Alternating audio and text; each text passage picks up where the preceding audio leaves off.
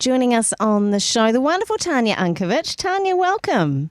Hello, how are you today? Oh, doing very well, thank you. And I think today's topic is so important. Now, if you don't mind me going back to a couple of weeks ago, it's been a really tough couple of weeks for you. And so what we're talking about today is so important, not only for our listeners, but for yourself, right? Yes. It's all about intentional self-care, like extreme self-care for yourself after you've been through a major adversity. So it's stepping it up a little bit and being very intentional, knowing that it's going to happen. So yes, this is what I'm practicing and this is what we're going to talk about. So you're basically practicing what you preach, which I think is pretty important stuff, right, Tanya? So it's the idea that you know you're in for a bumpy ride. Mm-hmm. Be kind to yourself, and this is what it looks like. So how do we do that, knowing that actually we're in the midst of something that's really tough? Well, I knew that it was going to happen. I knew that, when you lead up to something like a funeral, or if you know that there's a big adversity happening, or if it's just happened, know and accept that there will be speed bumps. It will happen. There will be ups and downs. So accept that it will happen when you're in the middle of it and you find that you're emotionally up and down a little bit. Just accept what is. So being aware that it's going to happen or that you're in the midst of it is very, very important. Yeah, and it's important to know that you're in the midst of it, but not to soothe yourself with things that are going to be destructive, right? Absolutely. Don't create a story about the fact that you're in the middle of this topsy-turvy time, because we can really beat ourselves up for going, you should be doing this better. Just be aware, roll with it, and know that what may happen is you want to run from it. We always look for the perfect opportunity to bolt from pain, don't we? Yes, absolutely. Definitely. So, just make the decision that you are not going to soothe yourself through the pain extremely. I mean, it's okay if you just, do something little, but just snap out of it straight away. But really make the decision not to get on a really big self-destructive roller coaster, because it can be very tempting for us to actually use an adversity as an excuse to do that.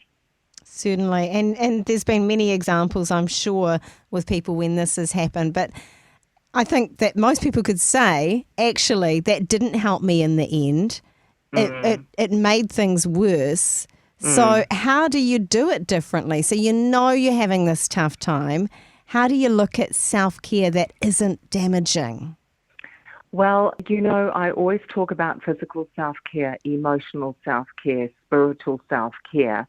Some of the things to be aware of that we do physically to ourselves is we run to food, we run to alcohol, we get online and start shopping compulsively, because that's one way to soothe ourselves, to run from the pain.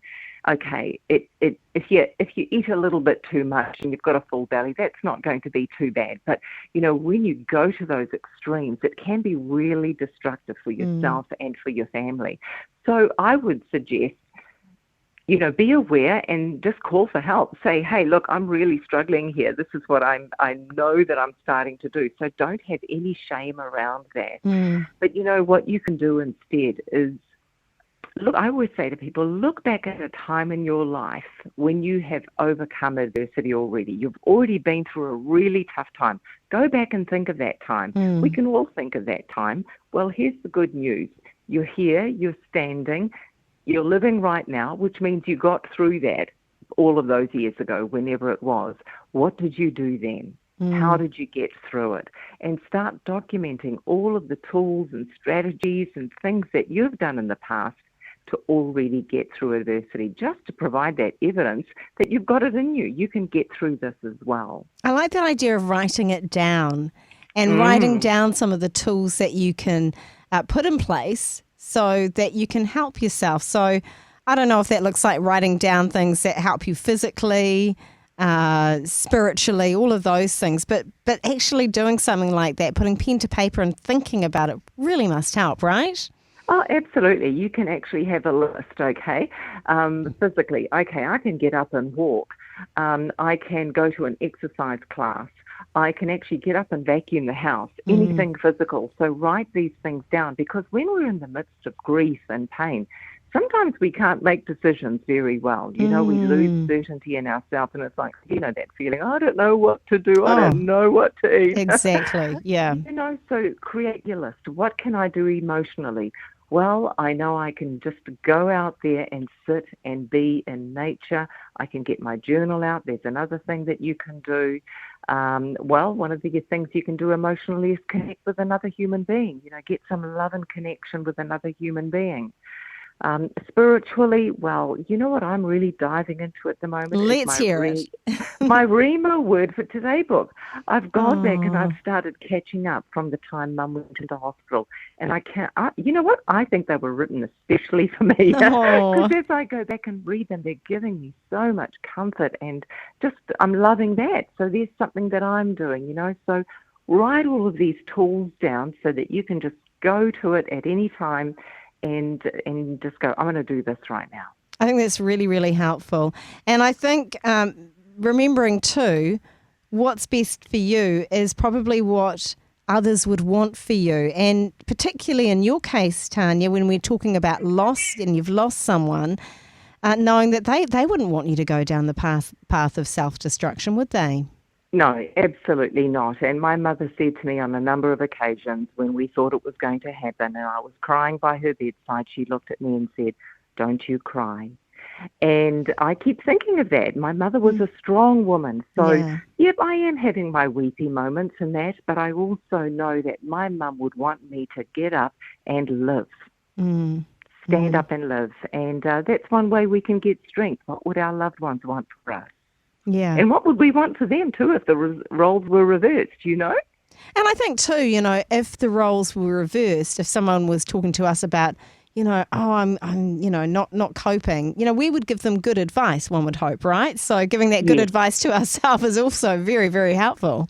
Yep. What would you do if your son or daughter came to you and said, I'm really struggling, this is how bad I'm feeling, and all you want to do is help them?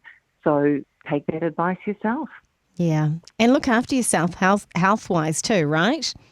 Our health is our wealth, I always say. And, sometimes people go, oh, it's expensive to do this and that. And yes, I know it is. And if you've got the funds, invest in yourself, because the dividends pay off later on for sure, So never underestimate how respecting our body will change so much about how we feel about ourselves. This is really good stuff. Thank you so much, Tanya, for sharing today. Of course, we've been talking around some of these things for a while now.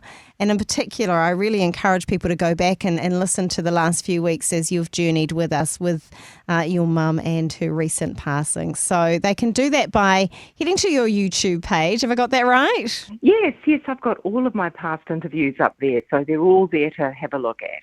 Wonderful. And listen. Hey, thanks so much again for being a part of the show. You are so welcome.